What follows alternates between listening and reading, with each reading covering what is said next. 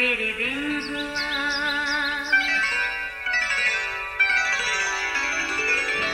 नया फिर दिन हुआ, पुरानी रात का करे सो शुक्र हम खुदा की जात का, खुदा की जात का नया फिर दिन हुआ।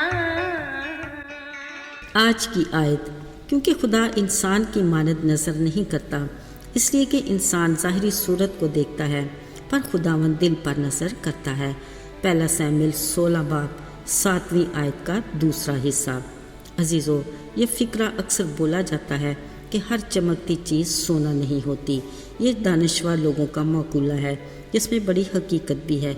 यूँ ही सहरा में गोया शराब की मानद, जो सफ़र करते प्यासे मुसाफिर के लिए पानी का एक धोखा है।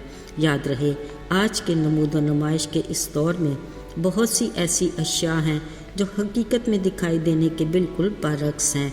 ये इस दुनिया के सरदार इब्लीस के वो खूबसूरत जाल हैं जो वक्त और हालात के साथ बदलते रहते हैं, और इंसान बड़ी आसानी से इसका शिकार भी हो जाता है और बावजूद ज़ी शऊर होने के धोखा खा जाता है।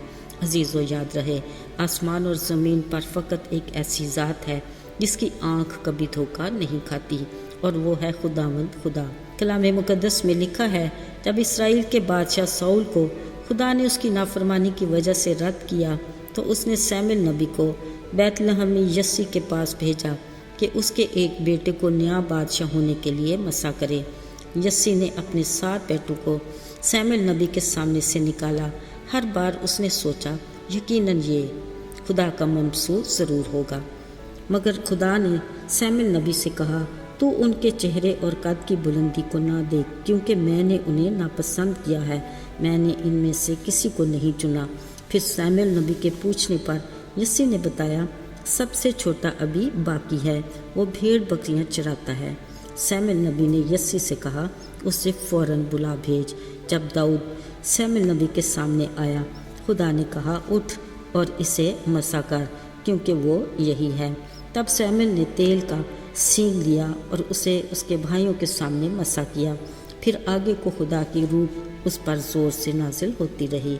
अजीज़ों, अगरचे दाऊद सुर्ख रंग, खूबसूरत और हसीन था, मगर वो सबसे छोटा और सादा मिजाज मामूली सा चरवाहा था, जिसकी बाप यस्सी समेत भाइयों के लिए कोई अहमियत नहीं थी, मगर उसकी शख्सियत में पिन्हा तमाम खूबियाँ खुदा की निगाह से छुपी नहीं थी।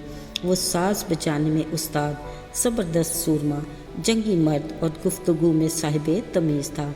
इसीलिए खुदा ने उसे अपनी कौम इसराइल का बादशाह होने के लिए वक्त से पहले ही चुन लिया। बिलाशुबा यस्सू की आँख गहराई तक देख लेती और नीयत को परख लेती है। उसे आला रुतबा नामवरों की ज़रूरत नहीं। उसने अपनी ज़मीनी ज़िंदगी में भी सादा मिजाज, आम कारोबार करने वाले मामूली मच्छरों को चुना, जो उसके शागिर्द कहलाए और बाद में रसूल के एजाज़ से भी नवाजे गए। अजीज़ों, यस्सू ने शमौन को बुलाहट के दौरान एक नज़र से ही परख लिया था और उसे कहा, तू पतरस कहलाएगा और तुझ पर मैं कलीसिया की बुनियाद रखूँगा। ये पतरस एक सादा मिजाज, कमज़ोर किरदार का मालिक, मामूली मच्छेरा था, जिसको खुदा ने माहीगीर से आदमगीर बनाया। यकीनन आपको याद होगा, मसूल की चुंगी पर बैठा टैक्स अफसर मत्ती, अगरचे लोगों की नज़र में वो इज़्ज़तदार और अमीर आदमी था, मगर यीशु की निगाह उसके दिल पर थी, जो अक्सर सोचता, क्या यीशु उसके कसूर और गुनाह माफ़ कर सकता है। वह ये भी सोचकर परेशान हो जाता, क्या यीशु भी दूसरे लोगों की तरह उससे नफ़रत और हकारत से देखता है।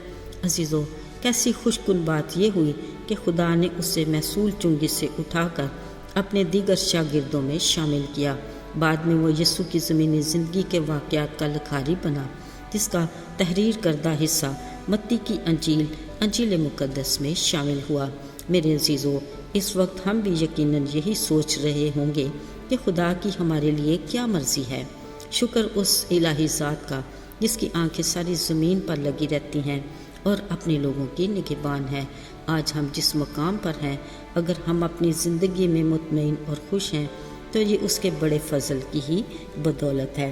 पर अजीज़ों, अगर आप में से कोई अभी तक اپنی زندگی کے مسائل میں الجھا ہوا ہے تو گھبرانے کی ضرورت نہیں، خود کو خدا کے سپرد کیجیے۔ وہ اپنے لوگوں کے لیے بھرپور اور خوشحال زندگی کی آرزو کرتا ہے، اس کے لیے وہ موقع بھی فراہم کرتا ہے اور وسائل بھی، تاکہ وہ خداوند میں خوش رہیں۔ کلام مقدس میں لکھا ہے، خداوند میں مسرور اور شاد رہ تو وہ تمہارے دلی مرادیں پوری کرے گا۔ آئیے دعا کریں۔ زندہ جلالی آسمانی باپ، تو جو آج اور کل بلکہ ہمیشہ تک یکساں خدا ہے، اگرچہ ہم اپنے مطلب سے دعائیں بدلتے رہتے ہیں مگر تو کبھی نہیں بدلتا۔ تو اپنے قول اور فعل میں یکساں ہے، تیرے وعدے اٹل ہیں۔ ہمیں اپنی رفاقت میں مضبوطی سے جوڑے رکھ اور ہمارے ایمان کو بڑھا۔ یسوع کے فتح مند نام میں مانگتے ہیں، آمین۔